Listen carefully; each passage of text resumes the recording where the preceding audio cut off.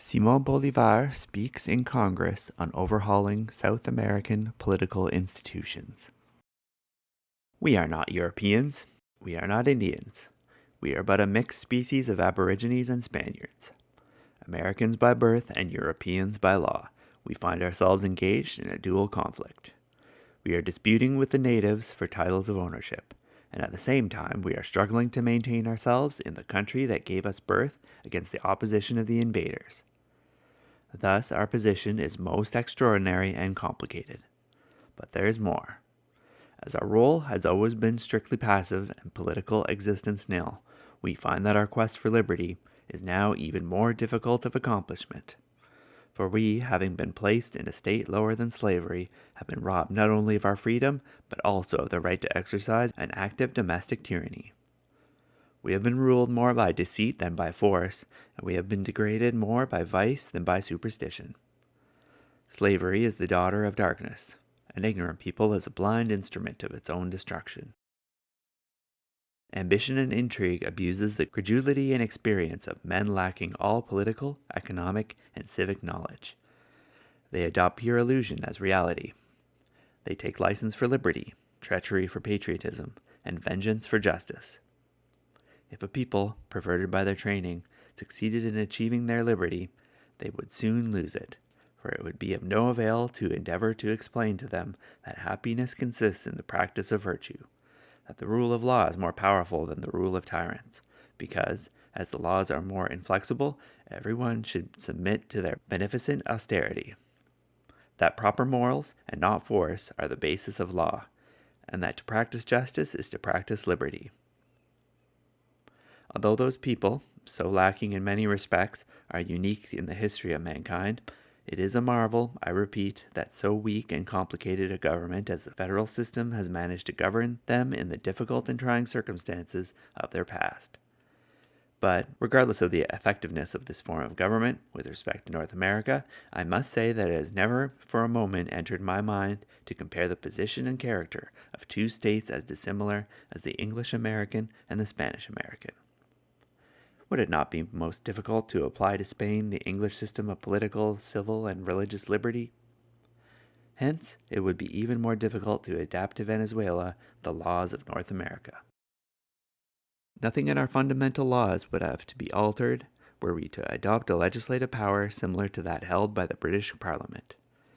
Like the North Americans, we have divided national representation into two chambers, that of representatives and of the Senate. The first is very wisely constituted.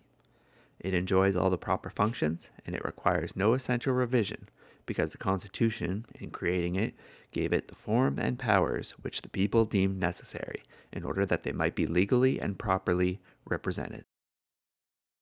If the Senate were hereditary rather than elective, it would, in my opinion, be the basis, the tie, the very soul of our republic. In political storms, this body would arrest the thunderbolts of the government and would repel any violent popular reaction.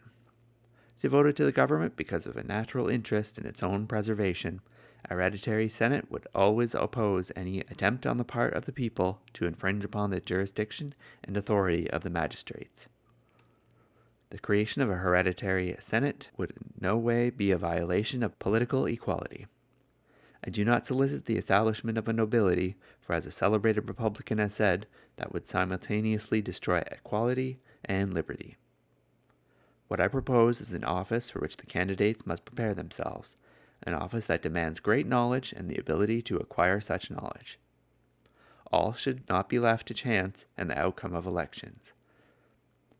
People are more easily deceived than is nature perfected by art, and although these senators, it is true, would not be bred in an environment that is all virtue, it is equally true that they would be raised in an atmosphere of enlightened education. The hereditary Senate would also serve as a counterweight to both government and people, and as a neutral power it would weaken the mutual attacks of these two eternally rival powers. The British executive power possesses all the authority properly attaining to a sovereign, but he is surrounded by a triple line of dams, barriers, and stockades. He is the head of government, but his ministers and subordinates rely more upon law than upon his authority. as they are personally responsible, and not even decrees of royal authority can exempt them from this responsibility. The executive is commander-in-chief of the army and navy. He makes peace and declares war, but Parliament annually determines what sums are to be paid to these military forces. While the courts and judges are dependent on the executive power, the laws originate in and are made by Parliament. Give Venezuela such an executive power in the person of a president chosen by the people or their representatives, and you will have taken a great step towards national happiness.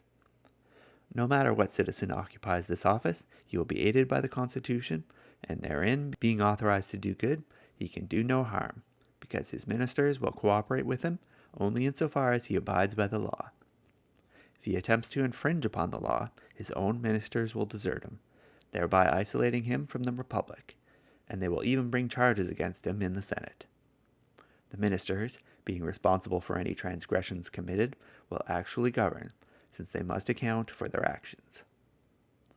A Republican magistrate is an individual set apart from society, charged with checking the impulse of the people toward license and the propensity of judges and administrators toward abuse of the laws. He is directly subject to the legislative body, the Senate, and the people. He is the one man who resists the combined pressure of the opinions, interests, and passions of the social state, and who, as Carnot states, does little more than struggle constantly with the urge to dominate and the desire to escape domination. This weakness can only be corrected by strongly rooted force. It should be strongly proportioned to meet the resistance which the executive must expect from the legislature, from the judiciary, and from the people of the Republic. Unless the executive has easy access to all the administrative resources, fixed by a just distribution of the powers, he inevitably becomes a non-entity or abuses his authority. By this I mean that the result will be the death of the government, whose heirs are anarchy, usurpation, and tyranny. Therefore, let the entire system of government be strengthened, and let the balance of power be drawn up in such a manner that it will be permanent and incapable of decay because of its own tenuity. Precisely because no form of government is so weak as the democratic, its framework must be firmer, and its institutions must be studied to determine their degree of stability.